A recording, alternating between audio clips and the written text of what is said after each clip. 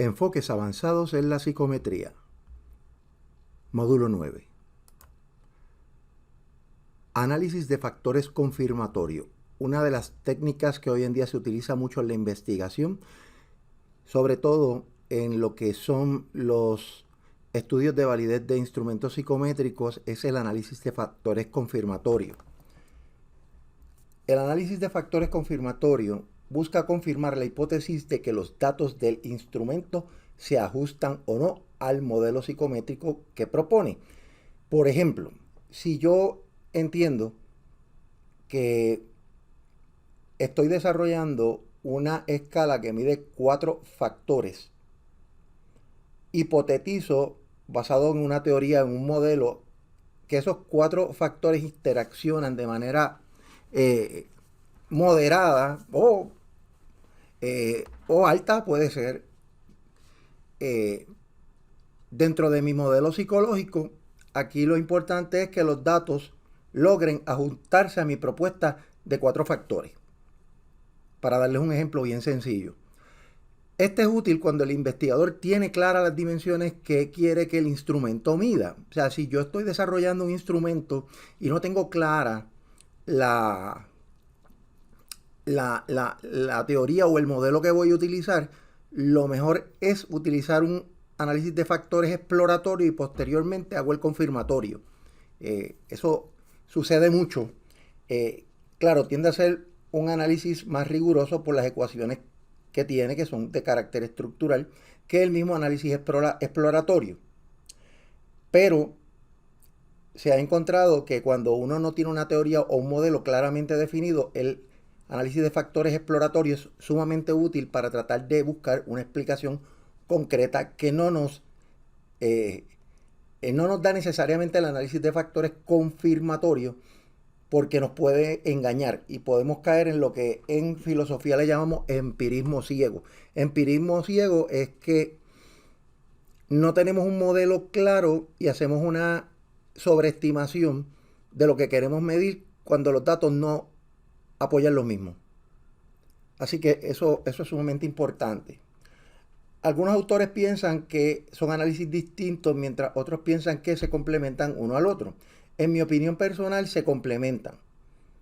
Porque nuevamente, el análisis de factores confirmatorios, si yo no tengo claramente los factores definidos, me puedo equivocar.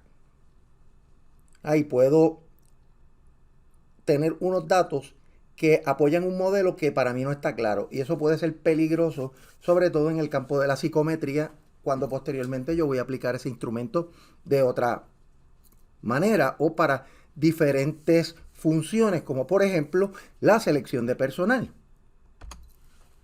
Ahora, pasos para realizar un análisis de factores confirmatorios. Antes de hacer el análisis hay que clarificar el constructo psicológico que se quiere medir, las definiciones de cada constructo, la escala de respuesta y la cantidad de reactivos por dimensión. También, desde luego, tengo que tener claro cuál es el modelo, la teoría o el concepto que yo quiero medir a través del análisis de factores confirmatorio.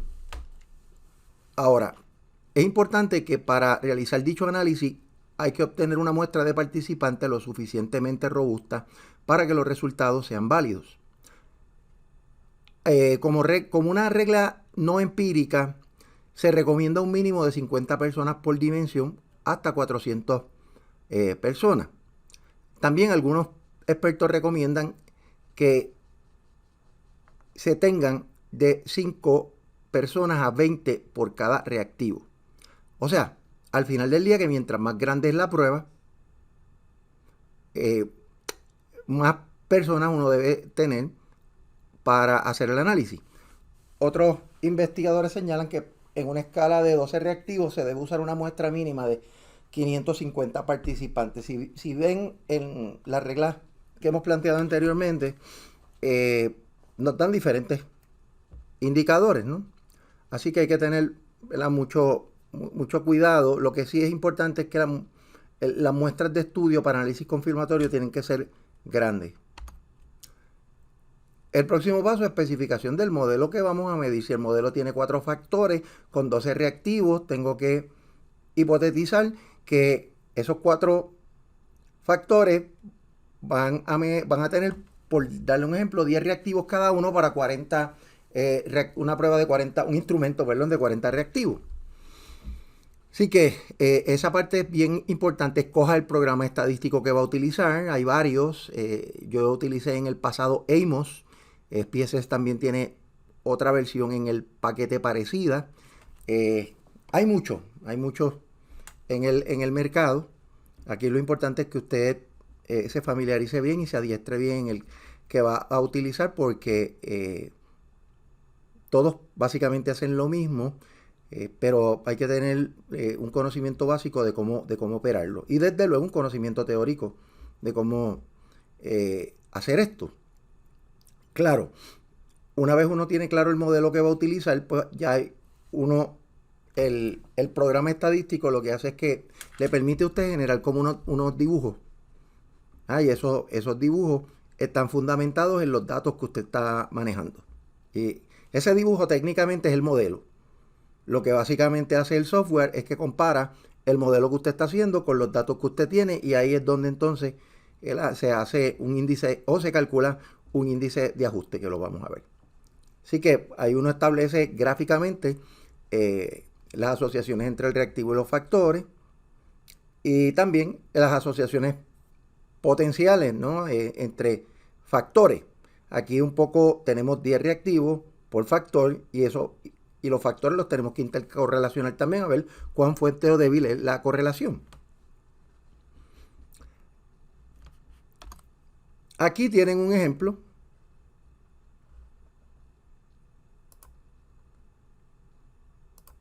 donde pueden ver, aquí tenemos un modelo donde decimos que la autenticidad tiene 12 reactivos. Aquí el modelo que se quiere establecer es que esta variable, que sería el equivalente a la suma total de todos estos valores, ¿verdad? La autenticidad se va a explicar por estos 12 factores. Ese es el modelo de ajuste. Entonces aquí tenemos otra opción, que es la autenticidad tiene varios ítems. Aquí esto es un modelo un poquito más complejo, por eso es que las muestras tienen que ser altas. O sea, esto sería un factor general de autenticidad. Estos 12 reactivos miden autenticidad. Aquí tenemos un modelo alterno donde decimos que la autenticidad tiene 3 factores o 3 subescalas, que es autoenajenación, vivir auténticamente y aceptar la influencia externa. Y aquí estamos diciendo que estos 12 factores se dividen en que la autoenajenación pues es medida a través de ítem 2, 7, 8 y 12. Vivir auténticamente se mide por los ítems 1, 8, 9 y 11, y aceptar la influencia externa por los ítems 3, 4, 5 y 6. Este es un modelo un poquito más complejo. Pues hay veces que uno puede comenzar con uno más sencillo. Aquí lo que se quiere ver es que autenticidad es un factor general, pero aquí autenticidad es la suma de 3 factores. Y lo que se quiere ver es cuál es el modelo que mejor se explica el comportamiento de estos ítems basado en lo que yo propongo. Esa es básicamente lo que es el modelo. Aquí tenemos los datos, donde por ejemplo aquí tenemos las intercorrelaciones entre autoenajenación y estos 4 reactivos que correlacionan bien alto con autoenajenación, pero a su vez autenticidad correlaciona un punto 60 con la subescala de autoenajenación. Interesantemente, aquí en vivir auténticamente, los factores de carga, estos son factores de carga o correlaciones entre el ítem y el factor, son bastante buenos, pero interesantemente cuando tratamos de correlacionar vida auténtica con autenticidad, la correlación que nos da es negativa. Y no no debería comportarse así. ¿Ya? Porque aquí lo que estamos diciendo es que mientras más auténtico es una persona, menos vida auténtica tiene. No hace sentido. Y viceversa. Que hay un problema de ajuste. Aquí hay un problema de ajuste. Igual, ¿ya? Sucede aquí. Igual sucede aquí, que es negativo 58. Si la aceptación de la influencia externa tiene buenos factores de carga inicial, pero correlaciona negativamente con autenticidad. A mayor autenticidad, menos aceptación, ¿no?, de influencia externa tiene la persona. ¿Okay? Esta, a pesar de que correlaciona negativa, podría ajustarse al modelo porque, por ejemplo, una persona que es bien auténtica, a lo mejor tiende a buscar menos influencia externa y depende más de sí mismo y de sus capacidades. Así que a mayor autenticidad, menos búsqueda de aceptación interna. Esto podría funcionar aquí donde hay un poquito de problema de ajuste. ¿Ven lo interesante que puede ser esto? Y ese es el modelo que se construye. Luego viene lo que se llaman los índices de ajuste, que hay varios de ellos. Y tienen diferentes parámetros, ¿verdad? Que cuando hagan la lectura del libro los van a encontrar. ¿Okay?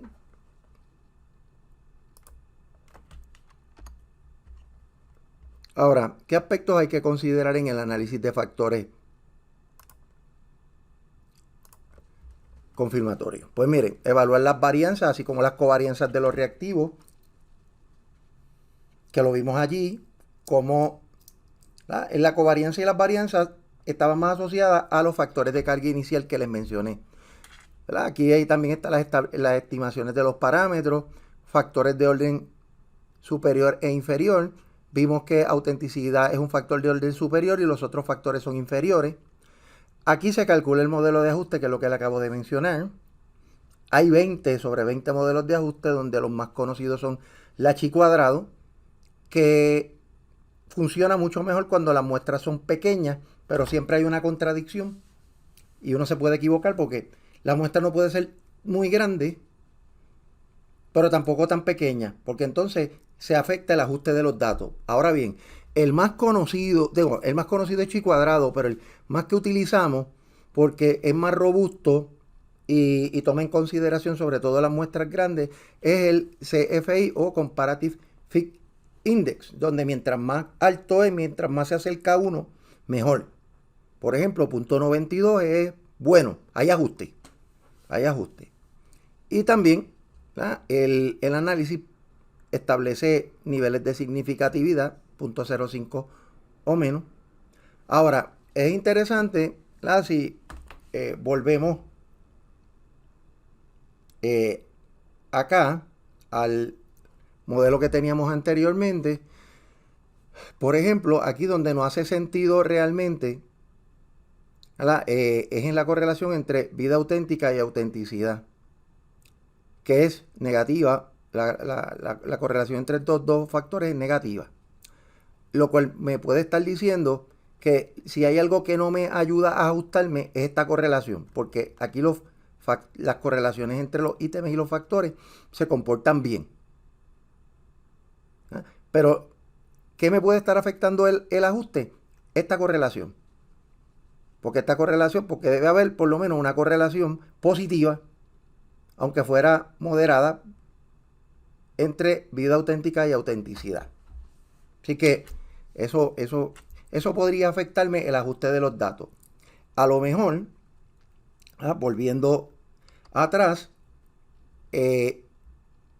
o hago dos cosas, o trato de evaluar la autenticidad como un factor de 12 reactivos, o me quedo con, elimino los 4 ítems de vida auténtica y me quedo con 8 y trabajo el modelo, hago el ajuste para que autenticidad tenga 2 dimensiones, autoenajenación y aceptación de la influencia externa. Eso realmente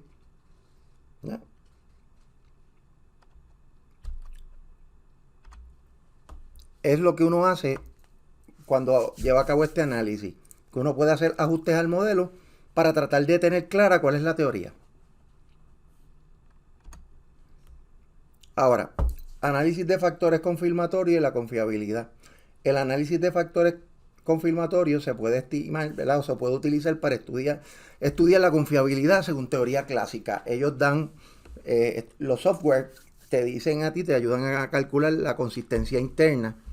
Por lo general también la prueba-reprueba pueden hacerlo. ¿Sí?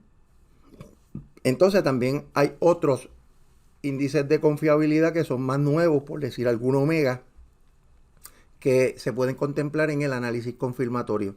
Lo que es bien importante es que si los instrumentos no son confiables, o sea, si la hipótesis que yo estoy haciendo de que unos factores están claramente definidos en unos reactivos y esos factores juntos no son, o sea, juntos y separados no son confiables, se afecta el ajuste. Así que la confiabilidad siempre va a ser bien importante porque la realidad es que el análisis de factores confirmatorios es un tipo de validez, sobre todo de constructo. Por eso es que el análisis de factores exploratorios es un tipo de validez de constructo, el confirmatorio también. Por lo que siempre la validez se va a afectar por la confiabilidad si la confiabilidad no es buena. También, ¿verdad? Como les decía, el análisis de factores confirmatorios y la validez, se puede estimar la validez a través de el análisis de factores confirmatorios, un tipo de análisis de constructo. También ayuda a evaluar la validez de la estructura interna, como los ítems constituyen escalas o subescalas de una escala mayor. También se puede evaluar la validez convergente y divergente, yendo nuevamente para atrás al dibujo. Si miramos aquí, ¿verdad? Autenticidad y aceptación de la influencia externa, negativo 58 también me dice que son variables diferentes. Igual aquí. Aquí en autoenajenación y autenticidad, el punto 60 indica, ¿verdad?, que hay una correlación de moderada a alta. Eso es un tipo de validez convergente. En este caso, autenticidad y vida auténtica, que es negativo 0.63, es un tipo de validez divergente, como ya hemos discutido en capítulos anteriores. Así que continúo hacia el frente tratando de explicar con el diagrama. ¿Sí? Otra técnica que está dentro del análisis de factores confirmatorios es lo que se conoce como ecuaciones estructurales, que es donde usted básicamente el dibujo que le plantea es un tipo de análisis de ecuaciones estructurales también. O sea que el sistema, el software permite hacer eso también. Entonces, ¿qué podemos decir del análisis de factores confirmatorios y la invarianza? ¿Verdad? ¿Cómo se da la variabilidad necesaria para que el instrumento tenga fuerza internamente, se correlacionen los ítems y la subescala internamente, pero al mismo tiempo tenga la suficiente independencia? Por eso es que el factor de invarianza es bien importante, porque puede llevarnos a poca invarianza es mala y mucha también. Así que, por ejemplo, el análisis de factores confirmatorios nos ayuda a ver si hay diferencias entre grupos. Para evaluar el sesgo del constructo que vimos anteriormente. Así que en el módulo 8 vimos también cómo se calcula el sesgo del constructo. El análisis de factores confirmatorios nos permite hacer ese tipo de análisis también. También se ha utilizado para evaluar invarianza en grupos de otras culturas, para ver si los instrumentos son tan buenos que no hay diferencia en el comportamiento del instrumento en diferentes grupos. sobre todo en otras culturas. En el capítulo anterior utilizamos mucho el concepto de masculino-femenino, o sea, género sexual. Y hay que tener, ¿verdad? Hay que tener bien presente que el comportamiento de un instrumento puede afectarse por otras culturas, ¿verdad? El lenguaje, la interpretación de las palabras, los símbolos, la interpretación de los ítems, y sobre todo si la prueba no está adaptada o el instrumento no está adaptado al país o traducido correctamente. Ahora, aquí nosotros tenemos que velar por 4 tipos de invarianza. Una de ellas es la configural, que no haya diferencia entre grupos, ni en los factores de carga inicial, ni entre los reactivos. Está lo que se conoce como la pobre invarianza, cuando no hay diferencia en los grupos, no hay en los factores de carga inicial, no hay en los reactivos y no hay en los factores que se hipotetizan en el instrumento. Está la fuerte invarianza, que es cuando no existen diferencias por grupo, por factores de carga inicial, por reactivo, por factores o dimensiones del instrumento, y los interceptos de los grupos son iguales. O sea que el análisis de factores confirmatorios también te genera un tipo de regresión. Y la invarianza estricta, donde no va a haber diferencia entre grupos, factores de carga inicial, reactivos asociados a factores, las dimensiones del instrumento, los interceptos son iguales y los errores de apariencia o los errores de medición son los mismos. La invarianza estricta es el parámetro ideal cuando se calcula invarianza. ¿Por qué? Porque lo que se quiere es que el instrumento no diferencie entre grupo y no se afecte su configuración interna. Los ítems no varían en grupo, los factores no varían, porque sí se afecta la estructura interna y la capacidad del instrumento de poder diferenciar adecuadamente en el comportamiento de las personas. Otra de las teorías modernas que vamos a presentar no se cubren técnicamente en la clase, porque mucho de esto se hace a nivel graduado, se enseña a nivel graduado, pero es bueno que lo vayan sabiendo desde ahora y se vayan preparando. La teoría de la generalización es una manera también de yo poder ver cómo se impactan o cómo las fuentes de variabilidad afectan mis instrumentos, términos psicométricos. La teoría clásica de medición lo que me dice es que la puntuación que uno obtiene es lo que es la puntuación verdadera más un factor de error.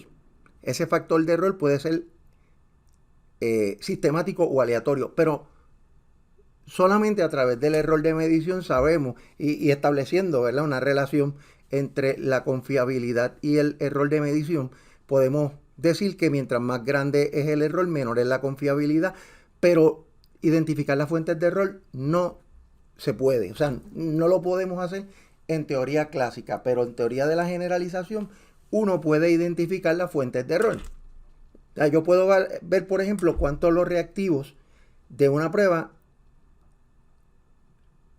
varían unos de otros y cuánto esa variación me afecta. También subescala. Por ejemplo, y yo tengo 4 subescalas, como ellas varían entre sí para afectarme la confiabilidad. Todas las fuentes de error, o sea, el análisis que se hace es ANOVA y MANOVA, el análisis de variación simple o análisis multivariado, que es un poquito más complicado, para evaluar las diferentes fuentes de error. Por ejemplo, nosotros le llamamos a las fuentes de error facetas. Y pueden ser varias, como les dije, reactivo, escala, aquí les menciono evaluadores y cualquier otra fuente que yo pueda operacionalizar. Post-prueba, o por ejemplo, yo puedo evaluar administrar la prueba una vez y luego volverla a administrar. O sea, todo va a depender de cuáles son las fuentes de error o facetas que yo quiero medir. Así que puede ser sumamente el diseño puede ser bien sencillo si es de una faceta que se hace con ANOVA, o con 2 facetas o más que pueden ser MANOVA.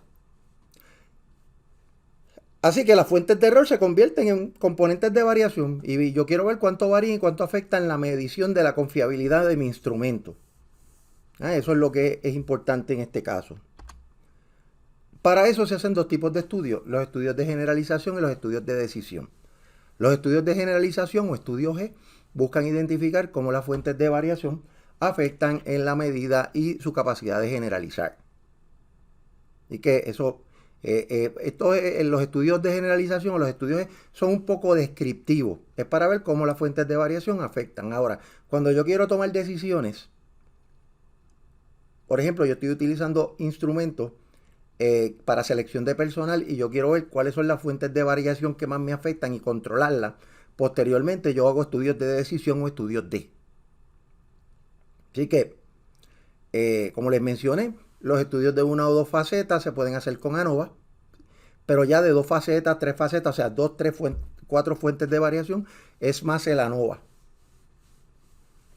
Aquí, el software no nos da, sino que hay que buscar a través de unas fórmulas matemáticas que aparecen, cómo calcular un coeficiente de generalización, que me dice cuán fuerte es la consistencia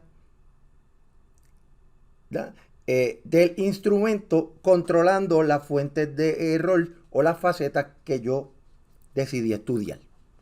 Bien parecido al coeficiente alfa de Cronbach.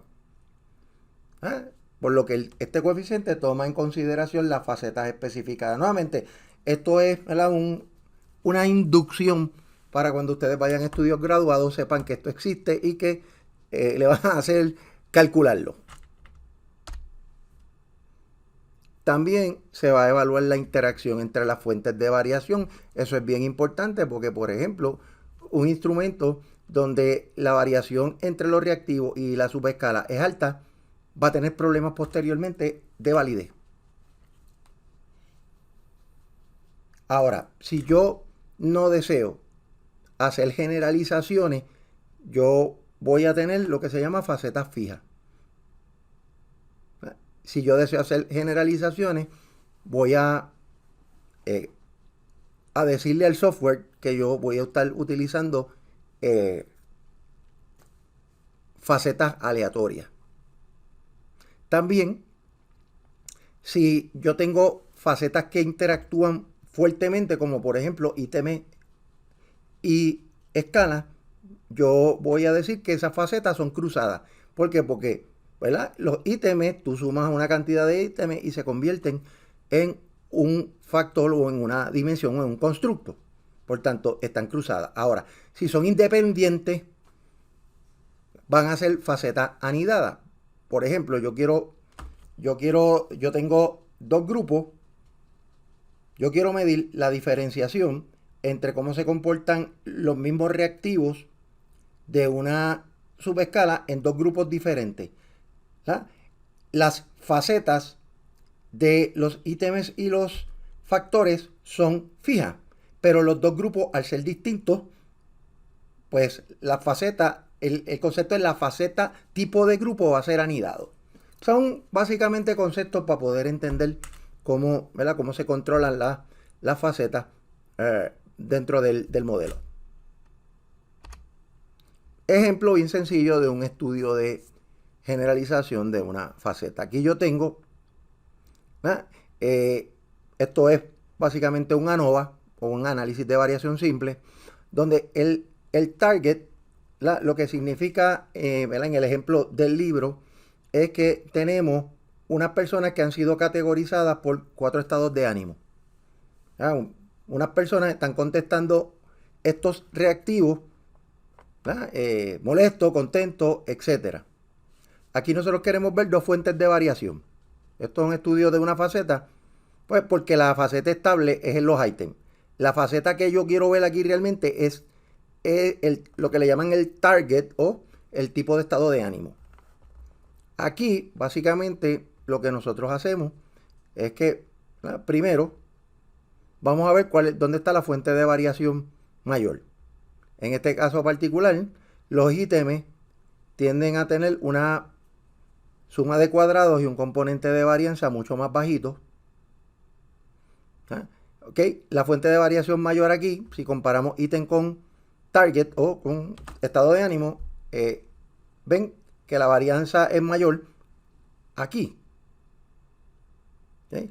Entonces el residual son otras variables o otras facetas que no se contemplaron, no las conozco, donde pues los residuales pues son 0.87, es mayor que la variación del ítem, pero esta faceta tiene mucha mayor variación, que son 4 facetas. Probablemente los ítems son más homogéneos. Y aquí lo que nosotros queremos ver es cuál es la fuente de variación mayor. Definitivamente que es las personas que están en 4 grupos de estados de ánimo: molesto, contento, triste, etc. Así que aquí nada más ya nosotros podemos saber que los estados de ánimo de los grupos varían en los reactivos. O sea, la fuente de variación mayor son los estados de ánimo. Dicho de otra manera, que si yo voy a, si es un estudio de generalización, pues, ¿verdad? Ya yo sé que la fuente de variación mayor es los grupos que están divididos en diferentes estados de ánimo para contestar esos ítems. Si yo fuera a hacer un estudio de decisión, pues yo tengo que tener mucho cuidado porque el estado de ánimo es una fuente de variación que me afecta las respuestas de las personas a los ítems. Por tanto, yo tendría que controlar eso. ¿Ves la diferencia? Estudio de generalización es simplemente descriptivo. Decisión, pues yo tengo que tratar de reducir la variación porque la identifiqué. ¿En qué? Pues tengo que tratar de ver el estado de ánimo de la gente previo a tomar la prueba. Por darles un ejemplo. Otra, o la tercera de las tres teorías modernas de las que estamos aquí mirando, es la teoría de respuesta al ítem. Esta teoría de respuesta al ítem es una teoría alterna a la teoría clásica de la medición. Es mucho más robusta por las premisas que mantiene y los modelos matemáticos que usa. Esta teoría parte de la premisa de que la respuesta de una persona a un reactivo está influenciada por las características que tiene la persona y el reactivo. Por ejemplo, una persona que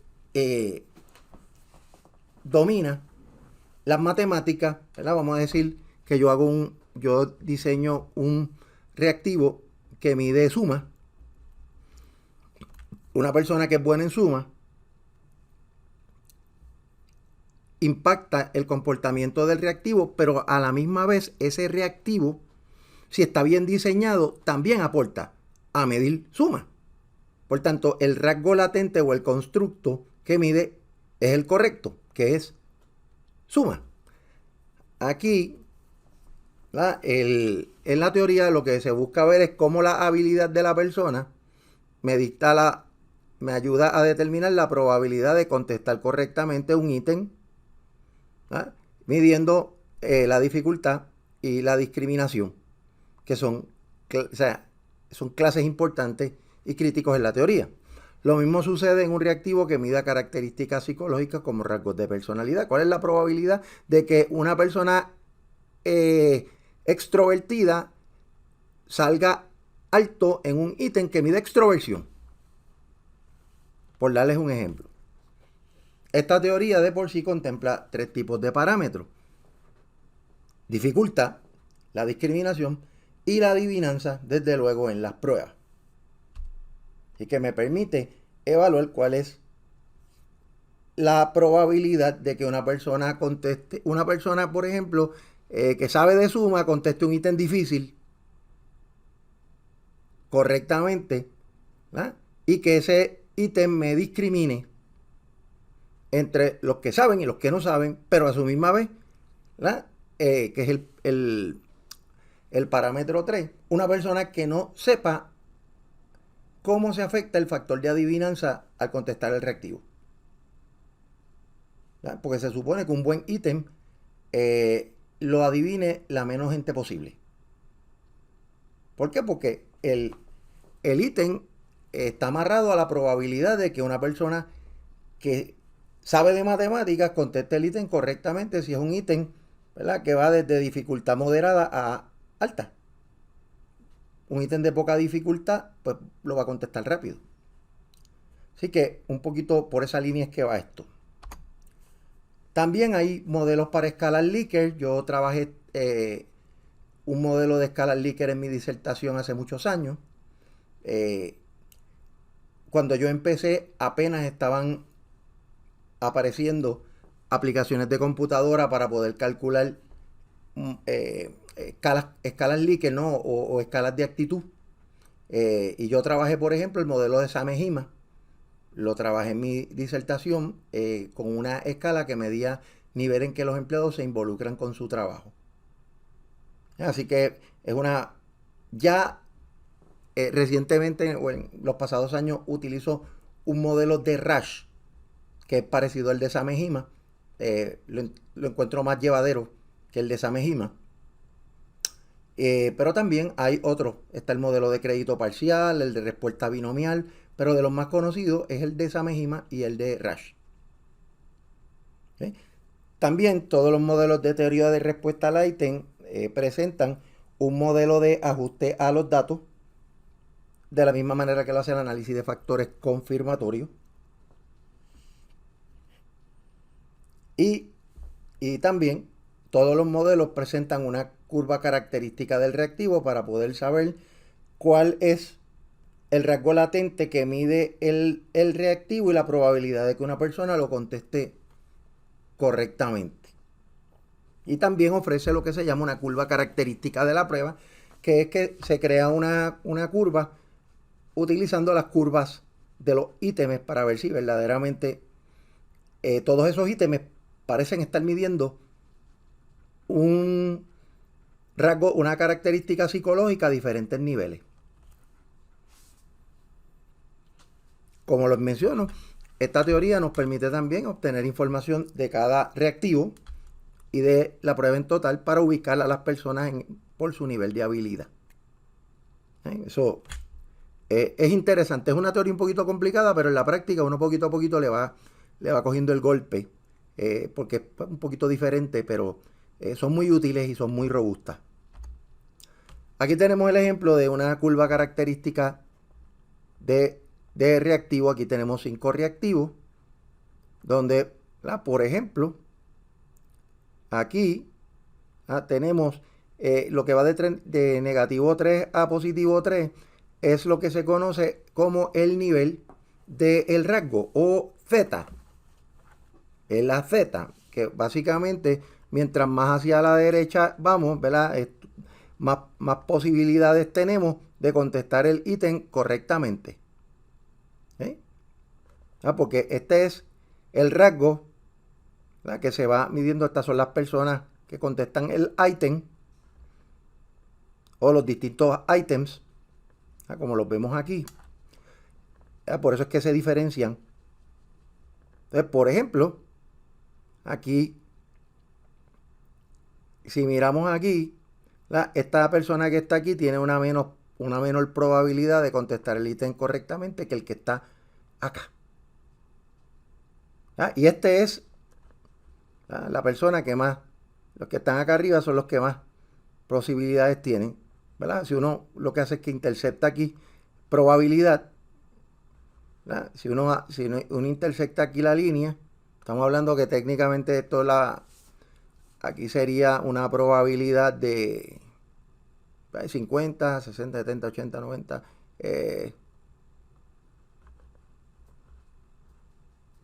Cerca de 70. Claro,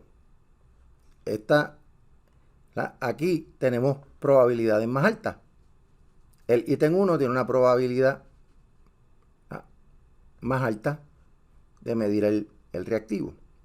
Y así nosotros podemos ver estas diferentes curvas y podemos incluso escoger qué ítems son más poderosos para medir. Por ejemplo, estos que están en la parte superior, que este es el 1, el 2, el 3, ¿verdad?, y el 4 son mejores, en dicho orden, son mejores para medir el rasgo latente que el 5. sea, en ese mismo orden, si lo ven. ¿Por qué? Porque este es el que se comporta más alto. Así que, pues más o menos, para eso es que nos sirve, ¿verdad? Y nosotros, ¿verdad? Aquí, independientemente de lo que está midiendo, aquí este ítem tiene mayor probabilidad de ser contestado correctamente que este. Lo podemos ver. Claro, esto va a depender también de la dificultad del ítem. Eso es otra cosa. Eso es otro aspecto. Así que no quiero ser muy exhaustivo, pero para darle una idea de, ¿verdad?, cómo esto más adelante va a funcionar. También aquí tenemos, para una escala Likert, tenemos una cómo, por ejemplo, se comportan los diferentes grados, ¿verdad?, los diferentes gradaciones dentro de una escala Likert. Estas son las diferentes gradaciones de estoy altamente en desacuerdo. Ahora fíjense, si miramos aquí, la mayor posibilidad de medir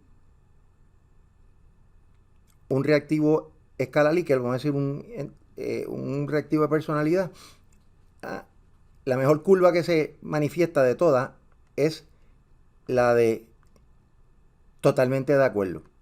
Esto podría traer sus consecuencias. Pero también fíjense, la que está totalmente en desacuerdo, el instrumento en términos de el ítem, tanto el que me dice que está totalmente en desacuerdo como totalmente de acuerdo, me ayuda, me permite diferenciar mejor. O sea, que las respuestas extremas me ayudan a tratar de entender mejor el constructo. Eso puede ser un poquito peligroso si no tenemos en consideración, como hablamos en el módulo anterior, los factores de aquiescencia, deseabilidad social. La deseabilidad social se podría ver aquí, porque tenemos extremos, comportamientos extremos. Así que un poquito aplicación del capítulo anterior con lo que estamos trabajando acá. Aplicaciones de la teoría de respuesta al ítem, pues desarrollo de pruebas, desde luego, para mejorar los bancos de preguntas. El College Board mejora los bancos de preguntas a través de la teoría de respuesta al ítem. El cálculo del funcionamiento diferencial de los reactivos, que se lo mencioné, en la teoría de respuesta al ítem también provee para poder comparar cómo funciona un ítem en dos grupos, hombre-mujer. Evaluar si la persona o el ítem se ajusta al instrumento, eso es importante también, porque dependiendo de la habilidad tú puedes generalizar. Una persona que tenga X habilidad generaliza a otra que tenga igual habilidad. Y también esto se va a seguir poniendo de moda, sobre todo en estos tiempos. La teoría de respuesta al ítem se utiliza para crear pruebas adaptadas a las computadoras. Eso es importante. Todas las pruebas adaptadas a la computadora lo que hacen es que, por ejemplo, se crea una curva característica del ítem, más o menos un ejemplo por acá.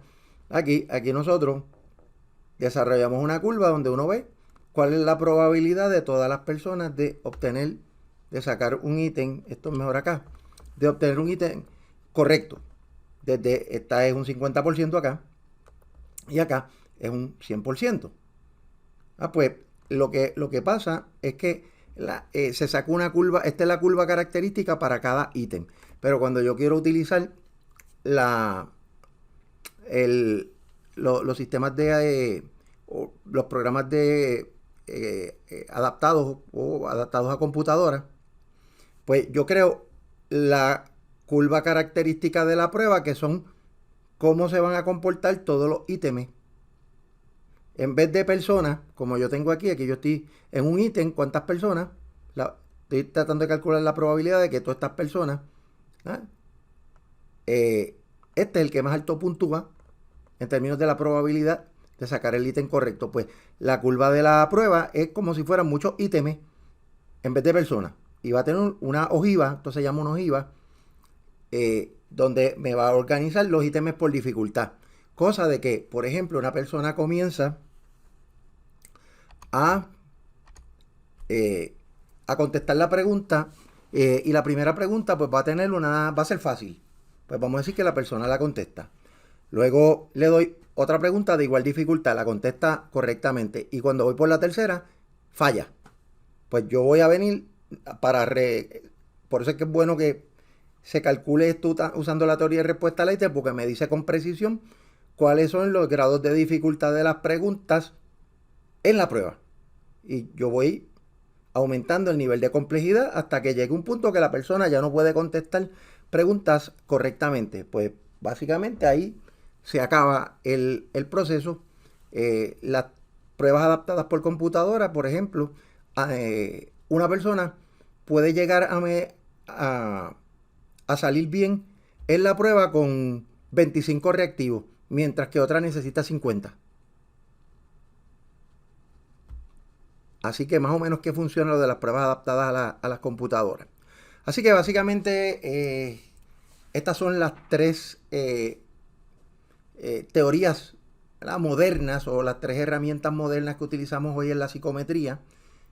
Pero para usted poderlas entender posteriormente, pues esto se va a tocar o en seminarios o en cursos graduados, pero tiene que aprender a manejar la clásica, que es la que cubrimos en este curso. Así que esperemos que por lo menos esto le dé una idea de qué es lo que usted necesita saber para el futuro cuando sea un estudiante graduado en el campo de la psicología.